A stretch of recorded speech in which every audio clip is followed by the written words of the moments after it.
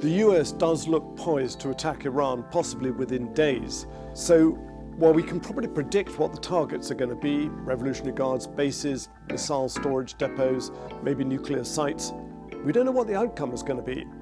Here then are 7 possible outcomes, ranging from the hopeful to the catastrophic.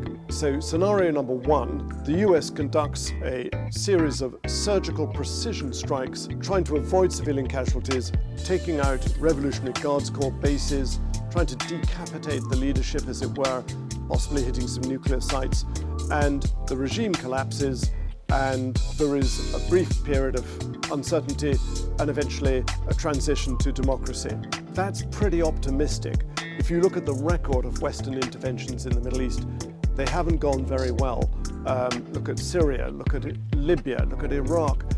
There's always been chaos and confusion and bloodshed and terrible instability following most of these interventions. So I think it would be overly optimistic. Now, there is, of course, the figure of Reza Pahlavi, which some people are saying could be the future savior. He would be a transition ruler, a kind of caretaker before they have elections and Iran eventually rejoins the rest of the world. But as I say, that's optimistic. Scenario number 2 is that the regime survives, but it feels heavily threatened and constrained by the huge US military presence around the region. I mean, just look at this map here. You've got US bases and facilities dotted all around the region, a massive amount of firepower. Some of it stationed permanently there, some of it has been brought in the last few days. Now, that could mean that the regime survives rather like Venezuela. It's still intact, but it's lost its leadership and it's forced to kind of change its direction of travel, to moderate its behavior and its policies. That is a possibility. It's what I call the Venezuelan model. Scenario number 3, the regime collapses and there is a military takeover. Who's going to take over? It's not going to be the conventional army. That's unlikely, I think, because all the power rests with the Revolutionary Guards Corps, the besieged militias. These are huge in number. They're deeply ingrained in the country. So there could be some kind of a military takeover that wouldn't really solve the problem for the protesters and probably not for President Trump either, but that is a possibility. Scenario number 4, and these don't have to be mutually exclusive, this could be happening concurrently, is that Iran retaliates to any attack, as it said it's going to do. They've said, we've got our finger on the trigger, and they've got enough missiles left that they could lash out at US bases around the region. They could hit Israel, Jordan, Saudi Arabia, Qatar, UAE. So for example, in Qatar, you've got Al Udeid Air Base, the coalition air ops center from which the US runs all its air operations all over the Middle East. They've got the naval base in Bahrain. There's plenty of targets, and even though there's a lot of US and allied air defense in the region, some of those missiles would probably get through. Scenario number 5 is that Iran lays mines, sea mines, in the narrow choke point called the Strait of Hormuz, through which nearly a quarter of the world's liquid natural gas and oil-related products flow every year. So it would have a huge effect, this, on global trade and the economy. They do practice this. The Iranian Revolutionary Guards Corps Navy have got not just speedboats, patrol boats that can lay mines, but also fishing boats where they've got some of these things stored, so they don't look like military targets, but actually they are covertly. And there is a precedent here back in the tanker war of 1980 to 88 between Iran and Iraq. I'm old enough to remember it, where Iran sowed mines and the Royal Navy mine hunters had to help remove them.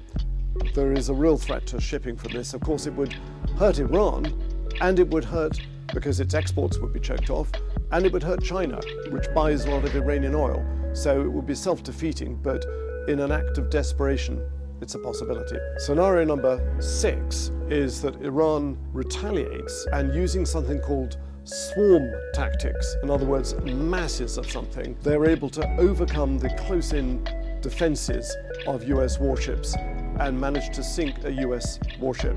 And I remember one US Navy captain telling me in the Gulf on board a warship, this was his nightmare.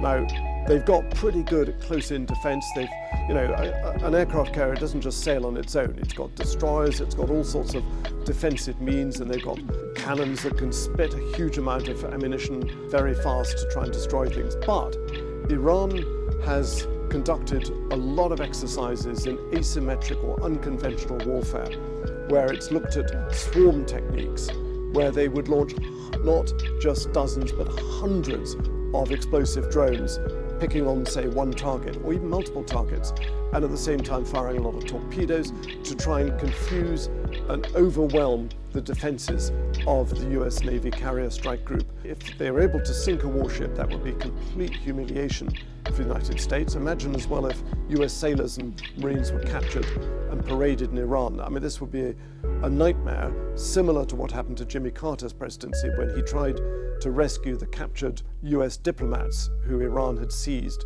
and there was an abortive mission to rescue them in 1980 that ended in disaster. Scenario number 7, and this is the one that has really got people jittery in the region. The regime collapses and what follows is chaos, with ethnic tensions bubbling up to the surface, the Kurds, the Baluchis, the Azerbaijanis, all looking after their own interests. So fissures that have been really papered over till now by the Islamic Republic starting to emerge, but also people getting their hands on weapons, scores being settled, the whole country descending into absolute murderous chaos and triggering a huge humanitarian and refugee crisis. This is one of the main reasons why countries like Saudi Arabia, Qatar and UAE are so concerned about this attack, because it's easy to start this attack, but how do you predict the outcome?